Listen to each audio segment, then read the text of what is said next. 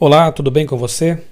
No capítulo 14 de 1 Coríntios, Paulo volta a enfatizar a importância do amor e estimula os irmãos a buscar os dons espirituais para servir ao próximo, mas isso deve ser feito com critérios.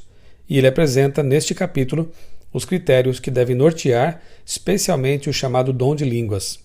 Verso 2: quem fala outro idioma em uma congregação que não o compreende, fala somente a Deus, porque Deus o entende.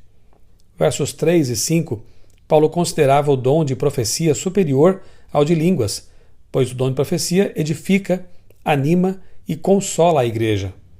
Nos versos 7 ao 10, Paulo usa uma comparação bem interessante para ilustrar o correto uso do dom de línguas. Os instrumentos de uma orquestra devem ser corretamente tocados para que se faça música. Assim também, as línguas devem fazer sentido para quem ouve. Verso 15. A vida do cristão, suas orações, seu louvor devem ser regidos pela razão. Razão e sentimentos devem sempre andar de mãos dadas. O louvor não deve ser mero emocionalismo.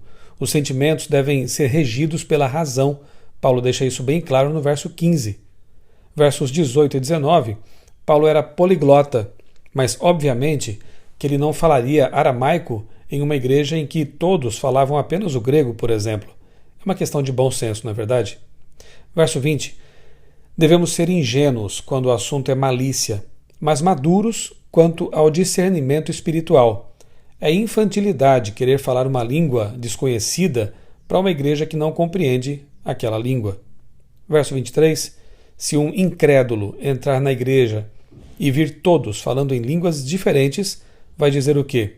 Segundo Paulo, que estão loucos. Versos 27 e 28.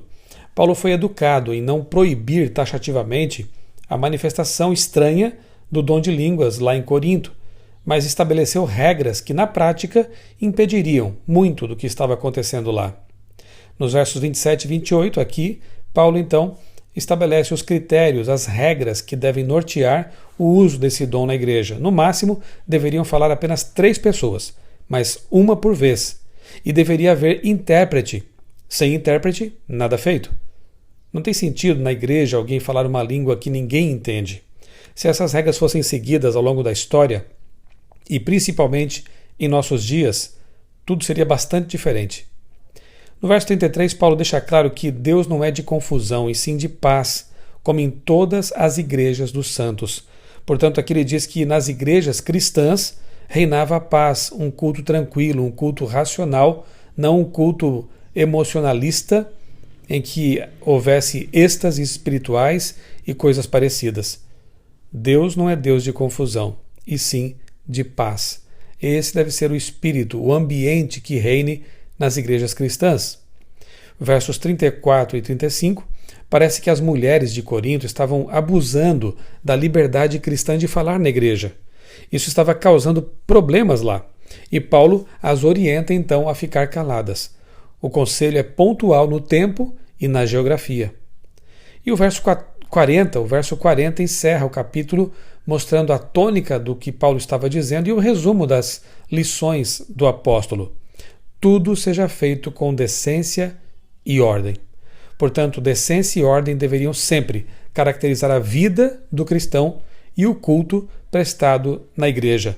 Sigamos esses conselhos, obedeçamos a palavra de Deus e tudo dará certo.